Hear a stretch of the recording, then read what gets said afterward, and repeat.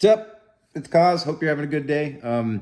I posted a story about these the other day, and I had some questions about how I finished the surface. And yeah, you can sand it, but for flat surfaces, more of a, say, machinist approach is to actually lap them flat.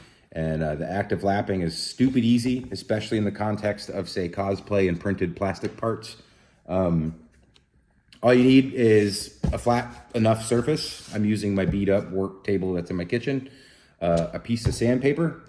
This is 220 grit. Generally speaking, for printed plastics, you shouldn't need anything more aggressive. 220 is a good balance of a nice finish, but a quick removal of material. I'm using a paper plate just to contain some of the mess because I have wet this. But so you can see this has some print artifacts on it still, because I haven't used filler primer on it yet. But all I'm gonna do is I'm gonna take a Sharpie pen and just scribble on it. Just a quick scribble, doesn't have to be fancy, doesn't have to be perfect. But from there, you can see, and since this is white, you'll be able to see as the green is removed, and you can gauge what's being removed and what spots. But all you do is get this wet, set it flat. You don't push down hard, just hold it flat. So like an even pressure, you don't have to push down very hard at all. And then you just do circles and let the sandpaper do the work. And then every so often, rotate it in your hand. You can go the other way.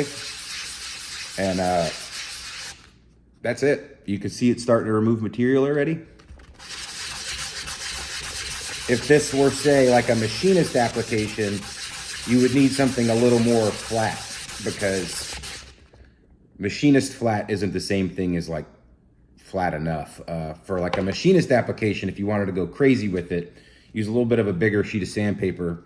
You would get a granite lapping block that's been machined to a pristine flat surface, or you can even use like a heavy duty-ish sheet of glass, say out of like a big picture frame. Set that down, spritz it with some water, set your sandpaper on it. The water will actually help the sandpaper stick to the glass or the granite. And you just do the same thing.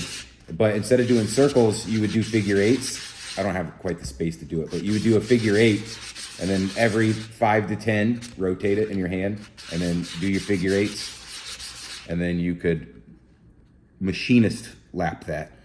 But for like printed parts like this, it's plenty effective enough. So now if you wanted like a really, you can see that side turned out pretty good. But now if you wanted like a really flat surface with some of these little imperfections, hit it with some filler primer and then come back in with, say, 600 or 800 grit and do the exact same thing a little less, and you would get a pristine surface ready for paint here. And then for like these sides, you don't necessarily have to lap those. I know some people may want to if you have some rough print layers. This came out pretty nice on my P1P.